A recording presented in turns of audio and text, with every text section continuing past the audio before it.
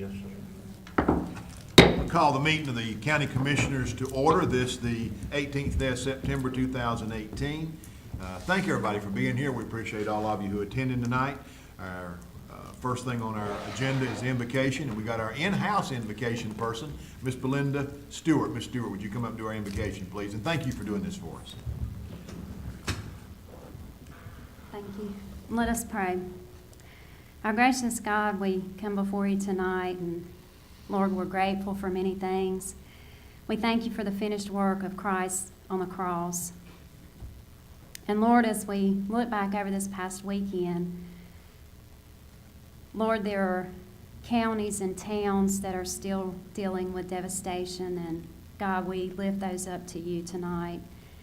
And Lord, there are many people that have put in extra hours of work due to the weather that we have experienced. And Lord, we pray that you would continue to give them strength, give them courage, and help them know that their labor is not in vain when they're helping the fellow man. And God, help us to be reminded of what it means to reach out to help someone. We don't have to wait for a tragedy such as what we've been through in order to reach out and lend a hand to someone to lift them up. And so, Lord, I pray that you will continue to be with this county. Help us to pursue excellence. Give us a vision for our future and help us to prosper. And Lord, these things we ask in the name of Jesus. Amen. Amen. Thank you. Pledge of Allegiance, Mr. Woodard. If you are able, please rise and join us in reciting our Pledge of Allegiance. I pledge allegiance to the flag of the United States of America and to the republic for which it stands, one nation, under God, indivisible, with liberty and justice for all.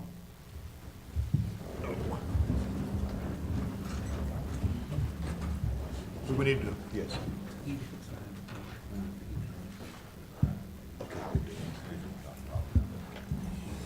Need approval of the agenda. Do we have a motion? So moved. Got a motion from Commissioner Copeland. Do we have a second? Second. Second from Commissioner Matheny. Thank you. Any discussion? Not all in favor say aye. Aye. Any opposed? Thank you. The next thing on our agenda is the public forum, and I think that we have, I know we have a couple who just came in. Mr. Copeland says they're going to address us at the public forum. And before you do that, and anybody else certainly can as well, but Matt, if you'll give us an overview of the procedures of the public forum. I'll be delighted to. The public comment period shall be for the purpose of allowing members of the public to comment on county business or items on the Board of Commissioners' agenda. This period shall not serve as a forum for debate with the Board of Commissioners. Remarks shall be addressed directly to the board and not to staff, audience, or the media. The chairman shall open the public comment period. Any person who wishes to speak shall approach the podium. Please announce your name and your physical address prior to making any comments. Any citizen desiring to comment on a matter of public interest within the authority of the Board of Commissioners to legislate in an open forum will be allocated 3 minutes time to do so. Citizens may yield their time on a specific topic by utilizing no more than 2 citizens' time slots. This will allow up to but no more than 9 minutes. The county manager shall notify the chairman upon the expiration of allocated time. Thank you. Now, do we have anyone that wants to address us in the public forum tonight? Sir, I think you was one that might want to. Am I correct about that? Yeah, come on up. And both of you can come. It don't have to just be one of you. We certainly want to hear from you. Good evening. Good evening. Good evening. If you'll give us your name and address and his as well. My name is Cecilia. This is James. Our last name is Porter, and we live on 227 Springdale Heights in Troy, North Carolina. Thank you. Now, We was concerned about, I guess, our street, our driveway. I mean, it's in a wreck, a mess. I mean, it's got ditches, and we just here to see is anything that you all can do to try to correct it or anything. Now, a couple of years ago, didn't we come down and You and do did. something You did. about that one time? You And, did. Commissioner Jones had addressed me about this, but the town of Troy, since it's out of there, can't do anything. So he asked if there was anything that we could do to make it drivable so it doesn't damage their cars, you know. Generally, driveways and roads are state issues, but Mr. Woodard, is there something we can do, or maybe somebody we can call to assist these folks? We have spoken with Wallace Jones twice about this event. As the chairman was just saying, roadways, there are no county roads. The roads in town are maintained by the towns. Outside of the towns are maintained by the state. We do have a pump station at the bottom of the hill in Springdale Heights, and the same problem they're experiencing, we are experiencing. The roadway is not properly maintained. It does not have proper drainage ditches. Water runs down the road and washes out our facility and washes out every driveway on Springdale Heights. And so we have communicated that to the DOT, and we've requested a meeting, and we've asked Wallace Jones to come to it too, to see what they're gonna do about the problem. Us going back and doing what we did in prior years and dumping a load of gravel at our pump station, it's just kicking the can down the road. The problem is up top of the hill. It's that there's not proper ditches and there's not proper drainage. Mr. Woodard, would this have anything to do with, you know, we had a massive amount of work with the sewer system down there a few years ago. Is this any problem that derived from that? No, it's typical roadway maintenance. I mean, you have a road that is that steep on the backside of the hill, that water has to run somewhere, and you need adequate ditches, and the ditches are almost non-existent out there. And the water just flows everywhere and washes out driveways and just runs down the hill and creates a mess. I'll bet you Sunday you had a mess. We do have this now. Don't feel alone. You could have good drainage and have a mess right there. So when do you think that'll happen? You got it? When Mr. Jones stopped back by again last week, because he's very concerned about it, as we are, we tried again to reach the new engineer. We've had some turnover with our locals engineers here in Montgomery County. They were in hurricane prep mode when we reached out to them for the third time last week. But after we get done with the hurricane, and we know how busy they are right now, we will take it up the ladder to the district engineer and even further if we have to. But we will certainly get a meeting on site, let them look at it and formulate a solution. Please CC me on We will Excuse me. have you there. Did you say you want to attend that? Yes, Okay, please. Good. Good I deal. was just, to my concern, I wish we paid, the road be paid with tar and, but it is the main road, it's called Dogwood Drive. Is it a state maintained road, Mr. Woodard? Yes.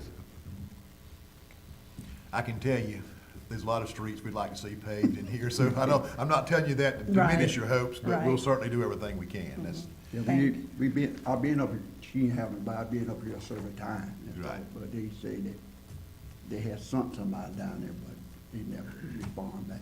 hopefully the concerted effort we put into this will get the state's attention and they'll make some amends for that problem, hopefully. Yes, Okay, sir. thank Thank you. Thank you. Thank I you appreciate so y'all much being for here. Thank you. All right. Anyone else?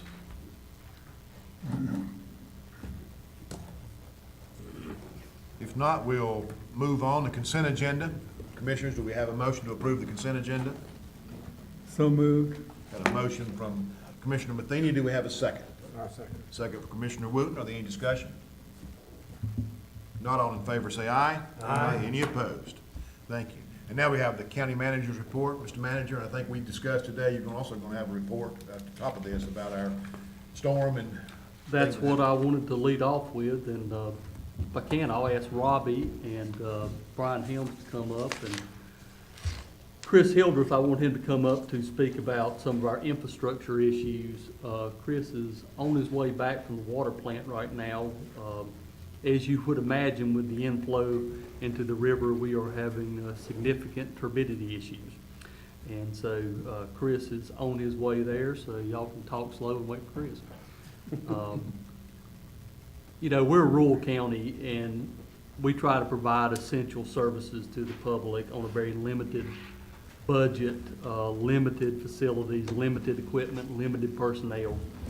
And the backbone of that is a cadre of volunteers.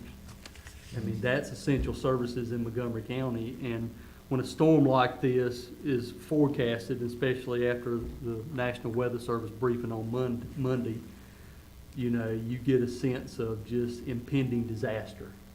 If it would have been the magnitude that they had forecasted it, we would have been swamped. I mean, we could never prepare for a storm of that magnitude.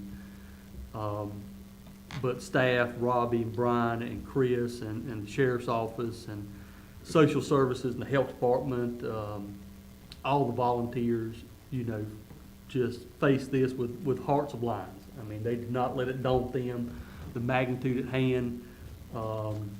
Robbie doing some things for the first time, like setting up a shelter, and I certainly want to relay, as I know the board will, my thanks for that attitude and for how we work together. I think that's the most commendable thing about Montgomery County, is that people here can work together. That there's no lines in the sand, that everybody's taking the attitude, you know, we'll get it done, we'll keep people safe. And if the water gets above our head, we'll just keep paddling. And so I'm gonna let them speak to some of the issues. But again, I think we're very fortunate that we did dodge the worst of it. We had no fatalities, we had no serious injuries. I think we did a good job keeping people informed and keeping them aware. Lessons I learned, we can thank Chris and his staff for keeping our infrastructure in operable order. We went over 24 hours off the grid with the water system. And we didn't have any hiccups because all the generators remained well maintained, the pump stations were cared for, and so everything acted like it was supposed to for the most part. Robbie kept the contacts with our partners at the state and federal level, so you know, he was able to call on them if we'd have had something. And I think Brian and his folks did a really good job of getting notification out to the public, and I think that was the reason we had such big numbers at the shelter, was because of those notifications. And so I think with what we had to work with, we performed about as admirably as you could. Robbie, if you will lead off and talk about maybe start at the shelter and the number of people that came there for services, and then go into damages the county received, particularly hit upon the Troy sewer issue that developed today, and maybe an update on when we're going to get some of the roads repaired. Okay, thank you, Mr. Manager. Mr. Chairman, and Commissioners, as you know, this started well before this past weekend. Like Mr. Manager said, the forecast last Monday was the hurricane was supposed to hit the coast at a Category 4 hurricane, which is around 140 miles an hour or higher. Luckily for us, it slowed down and decreased strength. And once it made landfall, it kind of waffled around out there and dumped a lot of rain out there, and kind of left us alone for a little while. But eventually it got to us on Sunday and dumped a lot of rain. We did anticipate the need for a shelter, and talking with Mr. Manager, the county manager, we did open the shelter Thursday evening at 7 o'clock. Immediately after that, we had 56 county residents that came in seeking shelter. The next day, we had 77 total. As the weather got worse, then on Sunday or Saturday, we had 105. So they were, and most of those, I mean, obviously we're scared something was going to happen to them. So we, the DSS, the health department, the American Red Cross, they did a fantastic job manning the shelters. Also want to, along with Brian, I want to say that the sheriff and First Help, the director with First Help, Mike Dutton, was there and manned the EOC just like everybody else did, and they were a tremendous help. After everything started dying down, people at the shelter started leaving on Sunday. So it got down to, we were down to less than 10. We had considered and talked with the American Red Cross about shutting the shelter down at 7 o'clock on Sunday evening. But when the last shelteree left at 2 o'clock, we decided to go ahead and close, and they started cleaning up, and that cleanup has continued until today, which everything is good. But as you know, the rains continued Sunday night. All the fire departments, and I think Brian's going to give us an idea of how many calls were run, but the fire departments did an excellent job. As you know, when the fire department goes out to a downed tree with a power line in it, they can't do anything with that tree until the power line is deemed safe by the power company. Unfortunately for us, the power companies wasn't out riding around like our fire departments were. So the only thing that we could do was put some cones out to designate or give some people a warning that there was something there to get them to slow down and stop. And that's what we did. It didn't take long before the fire departments ran out of highway cones. So we started searching for some additional cones. And luckily for us, Montgomery Community College has a stash of those, and we were able to access those. And we sent the word out to the fire departments that if they needed some more cones, we had them. And luckily for us, they, right after we acquired those, the rains kind of slowed down, and so maybe I need to get the cones quicker next time. But the rain slowed down. We did, during that time, we did have identify a washout. One of the two big pipes on River Road washed out. It's one location, but it's two big pipes together. So River Road is closed between Carolina Forest and Lake in the Pines. So that's creating a hardship. But I did find out today that Carolina Forest has opened the upper gate. There's another gate on the other side of the washout that's giving residents an opportunity to go out on that side instead of going out and having to go all the way around if they're going north.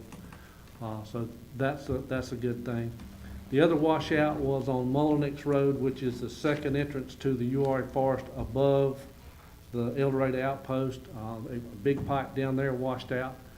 So that road is closed, and the residents on the other side of that pipe are going to have to come around through the National Forest to get out. So that's going to be a little inconvenience for them. Hopefully they'll have that finished. They'll have that fixed next week. I think the one on River Road is going to take a couple of weeks, but we're still staying in touch with DOT to make sure they're, and I'm sure they are moving as fast as they can. As of today, at 12:30, Duke Energy still had 471 people without power in Montgomery County. Randolph Electric has all of their customers reconnected, and PD Electric has all of their customers reconnected in Montgomery County.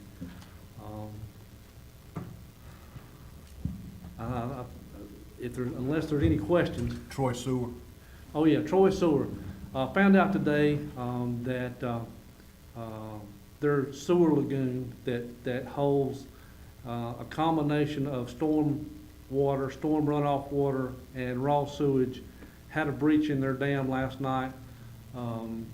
Their lagoon is situated with Denson Creek on one side and another creek. I'm not sure what the name of that creek is. It comes from town on another side, on the dam side.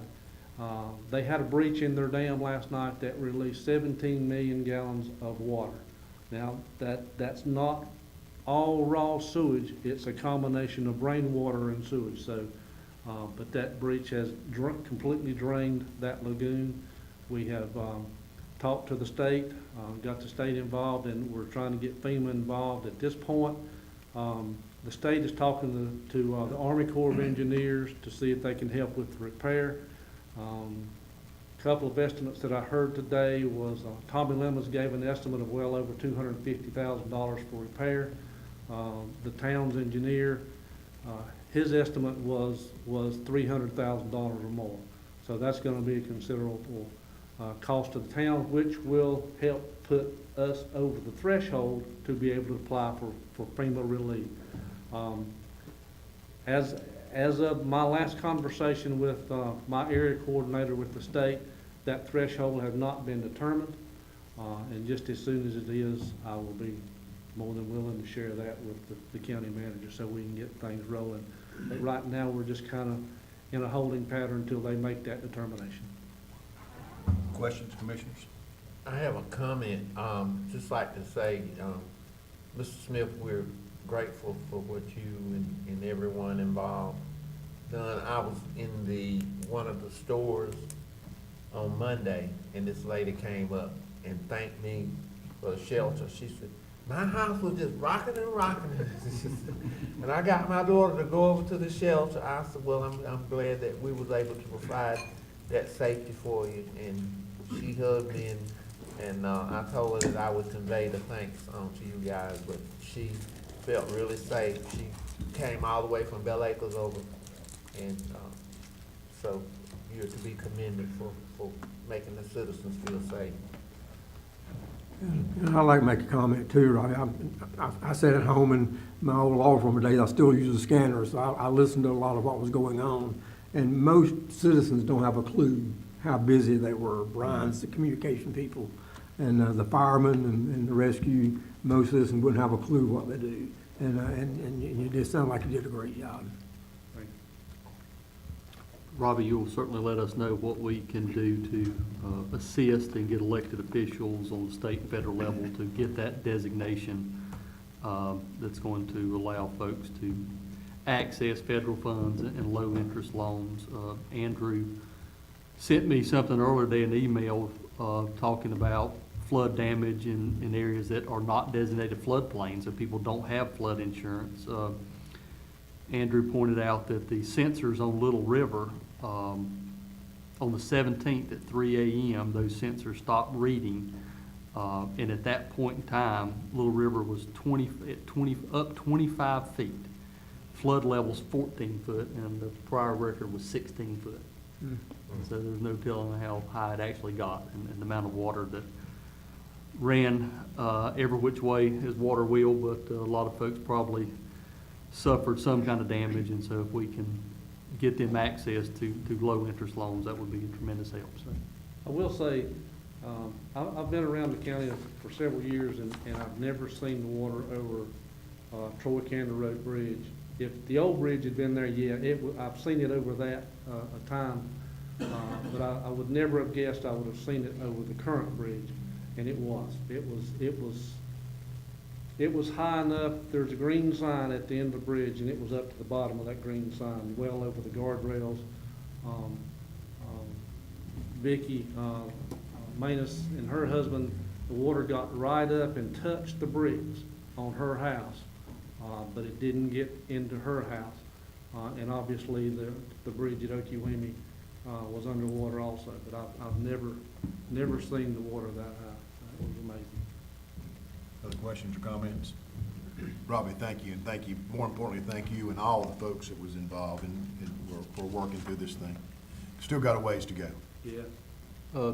As Commissioner Wooten indicated, Brian and the staff over at the EOC, the 911 Center, award with the tie to the public.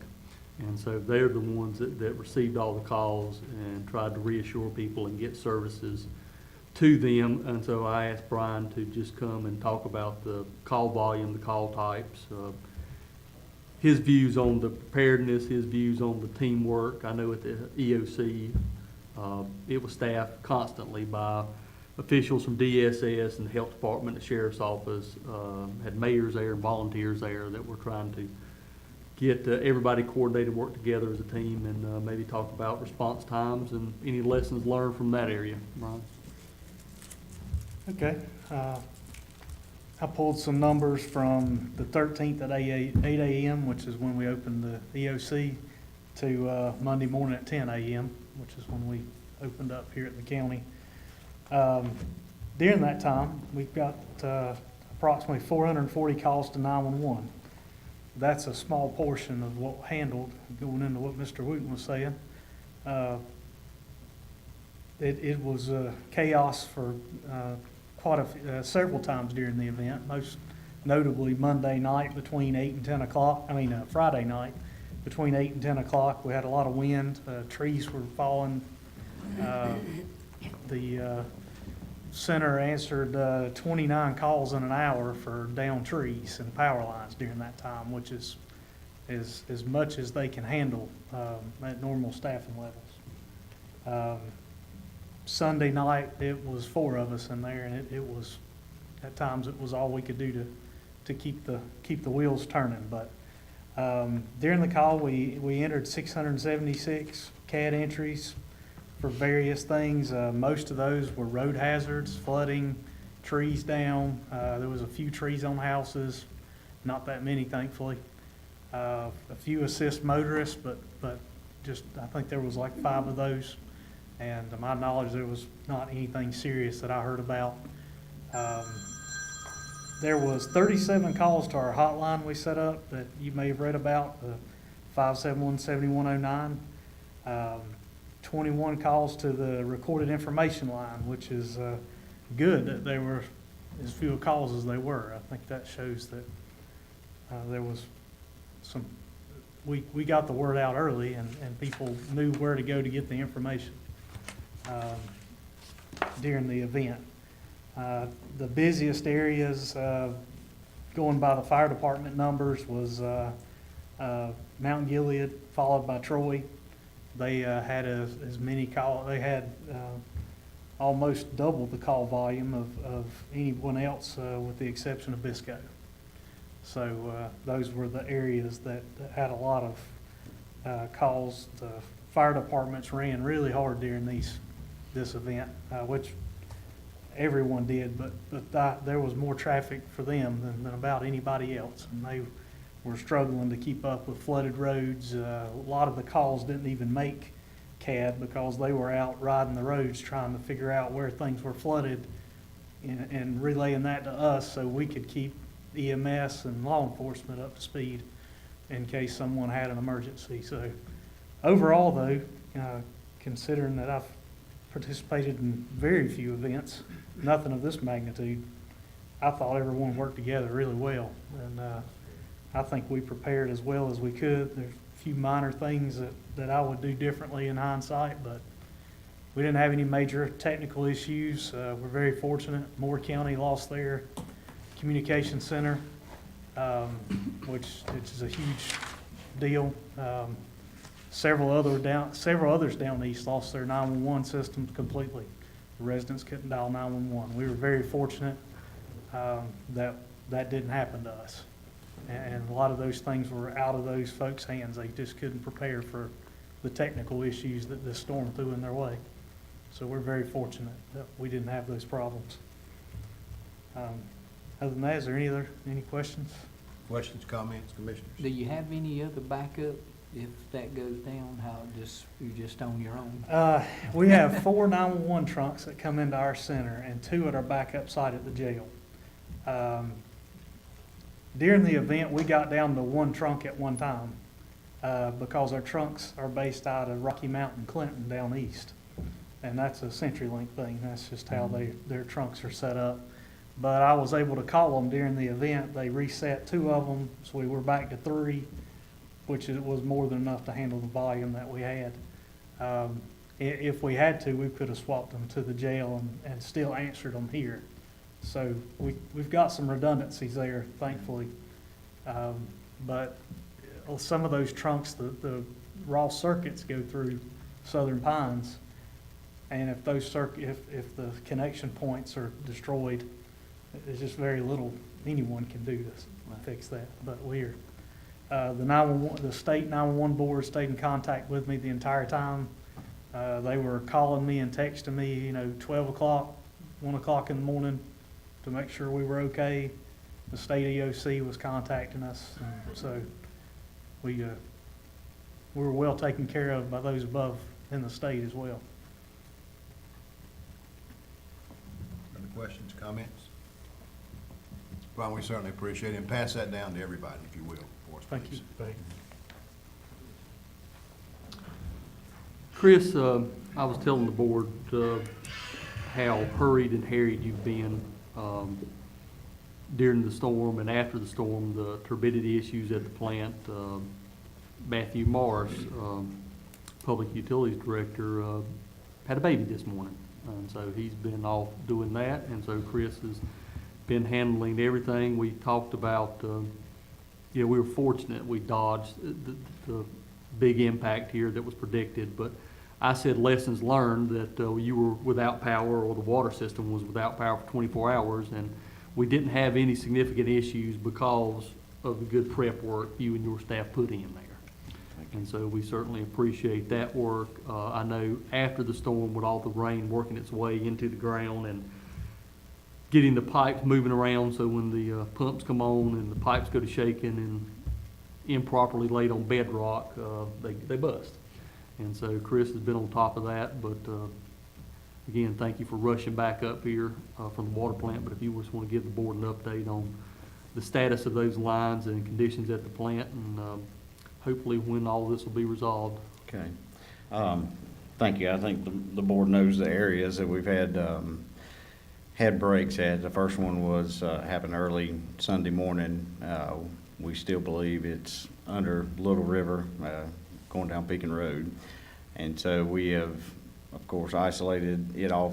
We isolated it off from Troy. It's normally fed from Troy, but since that time, we've been working to feed Pekin from Candor, bypassing a pump station we have there and back feeding to serve the lower central part of the county through Candor.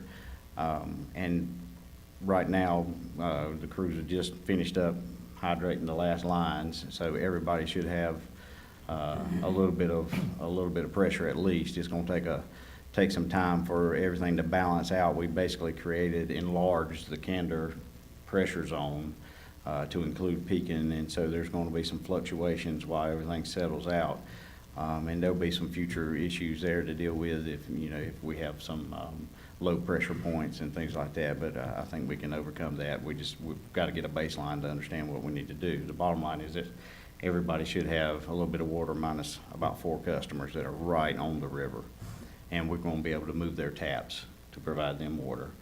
Because the fix, if it is indeed under Little River, the fix will be extensive and is not something that can happen, overnight. So it'll be a couple of weeks for that to get completely repaired. We're still under boil water advisories for that area, the Pekin corridor south of Troy, and also at 134. Pressure's been restored, but we've had to, because of turbidity issues at the plant, we've had to back off on the flushing in order not to drain our tanks any more than we have to. And so we're going to have to be under boil water advisory for a little bit longer for those areas in order to straighten the plant back up. I just received information that the raw water pumps were tripping out and down, and usually they've been able to reset them, but we're having to call in an electrician, so this is just happening. So we're shifting from, patching and repairing water lines to making adjustments and fixing things at the water plant, and obviously raw water. Good news is we found out last month that we're funded from DENR for to make those improvements, the electrical and pump improvements to the raw water station. So I feel like we're doing a good job of prioritizing and bringing these things and getting funding for these things. But it's like everything else. It's usually about 1 year too late, or sometimes with the roofs it was a couple days too late. So, but the guys did do a good job. They stayed out and they've been working around the clock, and a lot of stress on. We did call in contractors for help, and so that expedited the repairs. But right now, everything in the distribution system is as expected. Nothing, no shockers or anything, different. But we're going to have to get through the next couple of days with these adjusted pressure zones to be able to know for sure. A little bit more, but the plant issues are ongoing. We're getting a hold of that. Like I said, the raw water pumps was sort of. We'll have to see how that goes through tonight. I'll keep everybody updated. Good news with the high school is we didn't suffer any kind of significant damage. You know, there's a few erosion control measures that's gonna have to be repaired, and obviously, I mean, this is, you know, they designed those for a 10-year storm. This is more like a 100-year storm. So obviously, some of those were breached, but nothing that can't be repaired. So we're in good shape there. No major issues with facilities. And so I'm lucky to not have to worry about those things while we can focus on the water system. Questions? Well, I'll just comment and thank Matthew and all his staff for a great job handling the storm and recovering. You know, it wasn't the worst, but it was bad enough. And a lot of citizens benefited from your actions, and those of the volunteers and other people involved, so we really appreciate it. Thank y'all. You gave us the tools we need. And Chris, thank you for keeping us, the maps you sent out was very helpful to us. Thank you for, it was like hourly there for a while, it seemed like. We appreciate you doing that. Thank you. Yes, sir. Yes, sir. Thank you. Chairman, if I can, I'd just like to touch on the Union County settlement. I guess most people have already read about it in the Herald, but the fact that we did have to call an emergency meeting, which I know the board does not like to do. You call a meeting on short notice. By law, you can only call one when there is a matter that has to be resolved or cannot wait past 48 hours. And this was one of those issues when we were scheduled to go to trial and the board was presented with a settlement offer, but the only body in attendance was the parties involved in the press. And so I would like to just touch on that for members of the audience now or the people that may be viewing the video later at home. But we have resolved our lawsuit with the state of North Carolina and Union County and the town of Wingate. The settlement terms, the parties have agreed to make publicly available the water model that was used to determine the impact of the IBT, the CHEOPS model. That proprietary model is going to be made available to local governments and tutorials provided to let them know how to use it. And that's going to be beneficial in giving us all a glance at the impact on the basin for water transfers moving forward. We've also received in the settlement an agreement from the state to prioritize funding for the Yadkin PD Basin Study.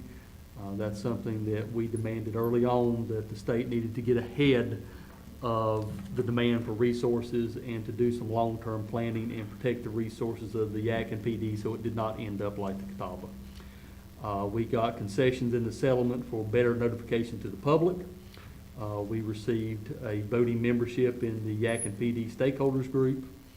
The county was able to recoup all of its attorney and out-of-pocket expense for the last 2 years through August 31st. And also in the settlement, Union County will limit their water usage to a maximum of 16 million gallons per day until 2030. It's not the outcome we wanted. We wanted the state to jump in and get on top of this thing immediately and say, yes, we don't need to issue any IBT certificates until we can study the basin and map out long-term planning for resources and growth. And I think we all learned that if we didn't know it already, the state moved really slowly. So it's not exactly the outcome, but I think it was a good settlement. We got into this fight to try to protect the Yadkin PD for generations to come, and I think we have made a good first step. There's a lot of work ahead. We're going to have to stay behind the state to make sure that they do get that funding done for basin study and that they act as they're required to, not as administrative clerks to Union County, but as the leaders of protection of resources. I certainly want to thank the board. I know there was lots of times the board was questioning, or not questioning, but worried about the expense when it got to several hundreds of thousands of dollars in legal expense. But I want to thank the board. You have my admiration for standing firm and keeping the fight going to protect future generations here in Montgomery County. And I certainly want to thank Chris. Chris did a lot of legwork for the lawyers and ciphering through the mountain of information that we had to deal with. And I want to thank Tammy Dunn. If it wasn't for her and for the Herald, we would never have gotten this settlement. Tammy pitched in. We don't have, as we mentioned earlier, a lot of resources, a lot of staff to handle things, and she jumped in and she did a lot of the research and helped us get statements and affidavits and everything else. And I think this epitomizes what local newspapers are about and why they're important. Not only was the people of Montgomery County not notified of this transfer of water through the Herald, but when editors of local papers get involved behind issues, it truly makes a difference. So I certainly thank you, Tammy, for helping us get to this point. And I think, while not an outright victory for Montgomery County, something we can be proud of. So thank you very much for that. Any questions or comments? Mr. Woodard? The only action item we have tonight on the county manager's report is a recommendation to accept the contract from First Health for EMS services. The Board of Commissioners is well aware of this issue. We've had plenty of discussions. The Herald has run articles about this. A lot of rumors and even maybe accusations out in the public regarding this. And all that despite our best intentions. The county had, really but one issue. We could not continue to absorb the escalating cost of emergency services. The writing's on the wall. The way costs are increasing and the way revenues are not increasing to keep pace with that, we had to do something. If you step back 3 years, our last contract with First Health, the increases at that time, the 3% increases, were attributed to capital expenditures and increase in personnel costs and year-to-year fluctuations in revenue. The county made the offer at that time 3 years ago that we would go to a 5-year contract to try to spread that cost out to offer some assurances to First Health to provide the services.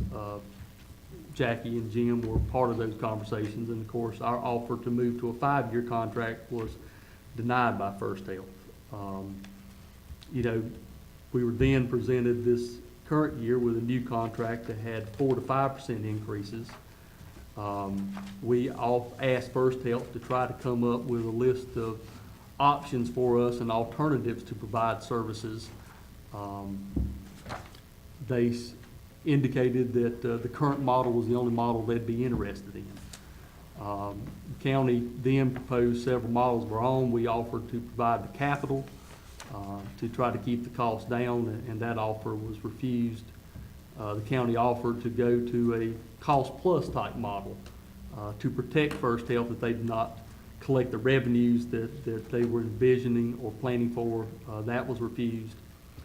The county asked for a detailed, itemized list of their capital expenditures, the plan for that expenditures, and a breakdown of the overhead cost. That was also refused. It was just one lump sum. As you'll see in your packets, the board has in front of them all the prior year contracts starting back from 2002 when it was $200,000 through the years.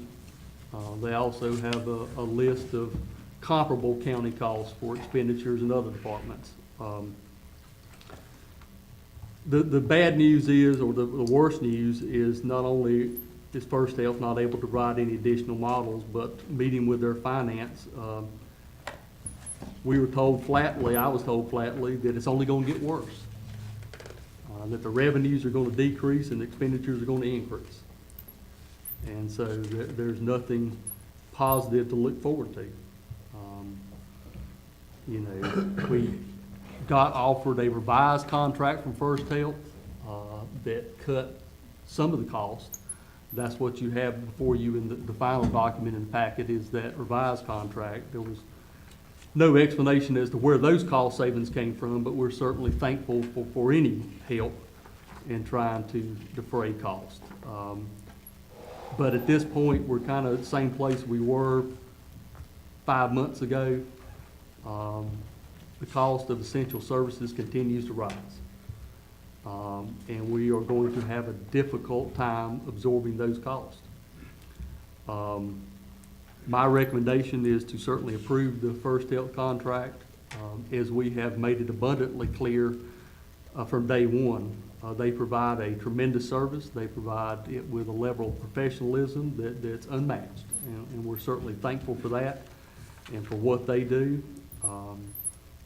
You know, it's just with poor rural counties, when you don't have revenue coming in, you have to make tough decisions, and that's what you gentlemen are here for. And I try to provide the information to help you make that decisions.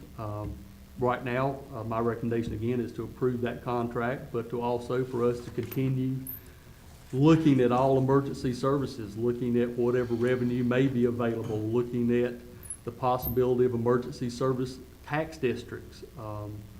We've met with the towns. We've talked about consolidation of essential services. They seem to be open to that. You try to save money in one area to get the revenue to, you know, rob Peter to pay Paul. But it's going to be a long process. You know, we're not down to our last nickel yet. We can continue to pay the bills, but we do want to stay ahead of it. And I certainly am going to put that on my to-do list. Commissioner Matheny and I met with a representative from URA Point. This gentleman was a CPA, had worked with major medical providers, insurance companies, billion-dollar acquisitions, and they came to talk to us about losing their ambulance. And of course, we assured them that nobody ever intended to take your ambulance. Here are the problems we face, and we opened up our books and what we were facing. And by the end of the meeting, and certainly the next day when he sent an email, he said, you know, you're on the right path. As a taxpayer in Montgomery County, I certainly thank you and the board for what they're doing. So hopefully that message will get out there, that that's what the county's trying to do, is to provide these services on a budget that we can afford to the best of our ability. So, my recommendation, as I've stated several times, is to accept this contract with First Health. Any questions for the manager? Comments? Just like to say, there will always come a time when, like you said, you have to make tough decisions and bite the bullets, but ultimately, our position is to provide safety for our citizens. So we must do what we need to do in order to make sure that when they need their help. I've certainly, in the last 5 or 6 years, have had to call, want to make sure that that assurance is there. So, having said that, I make a motion that we accept the contract at this time and based on the county manager's suggestion. Got a motion to approve. Do we have a second? Second. Have a second by Commissioner Matheny. Are there any further discussion? Well, Mr. Chairman, I'd just like to begin further to Matthew's discussion. I think it behooves us to look at all emergency services, and the price we're paying for emergency services, as he's pointed out, is roughly the same amount we're paying for education, et cetera. Not just ambulance service, which is, like I said, as far as the professionalism and the service has been outstanding. In my community, I was in a meeting where 3 individuals credited the ambulance service for saving their lives. And certainly, as Anthony indicated, that has to be our first priority. But we need to look at all the models and make sure that we're using our money to provide that level of service, or a better level of service. I think people need to understand we're not looking to cut money and reduce service. We're looking to improve service and do it affordably. So I second the motion. Have a second. Any further discussion? Mr. Woodard, I'd like to thank you for the work you've done on this, and say we've got candidates and incumbents in the room tonight that are going to be sitting in some of the places where we are. And commissioners, it's not going to have a challenge or be having to do any changes for another 2 years. Jim was right. The service we're getting with First Health is impeccable. We've never complained about that. But we know that we're getting close to the point of total emergency services being something that we're going to have to really examine, and which we've started. So those of you who are wanting to be here, that are in the audience tonight and sitting here, I urge you, I will not be here, to try to move this forward into a bigger discussion with all the towns and all the communities, mayors, emergency services, First Health people definitely need to be in that discussion about how we can start talking about consolidation. As the manager said, it is possible to start talking about emergency tax districts. That's something that we could talk about. And when I say that, I don't just mean a fire district. I'm talking about you're talking about emergency tax district. Because these costs are going to continue to escalate. These good people in the back, who we're glad to have you guys tonight from First Health, their costs are going to continue to escalate. We know the medical field's in disarray with cost and all the things that are going on there, and the next legislation may be worse, may be better. We don't know about that. But from a county, we're going to have to consolidate and take a look at consolidation of things, and sheriff, maybe even a countywide police force at some point. I know that that's out of the box right now, but that's something you know a little bit about and something we may have to talk about and involving all the players. And this is something we might have to examine. So I would say for the community, the next 5 to 10 years, get ready for those discussions. We've got to continue to be able to have this kind of service and maintain it with what revenue we can afford to maintain. And we're in a rural community. Revenue's hard to come by. It's just the way it is. And on the other side, help us spur our economic development growth so we can have some more revenue and connectivity and all these things that we're working on. So it all goes together. Any further discussions? If not, we have a motion and a second. All in favor say aye. Aye. Any opposed? Thank you. Wood? That's all I have. Staff is here as always to answer any questions about their reports. Commissioners have any questions for staff? Further comments? Anything else, commissioners? Well, again, just to thank all the staff, not only the ones directly involved with emergency services, but the continued excellent management of all the departments in the county. We appreciate it. Sir? Anything else? If not, meeting is adjourned.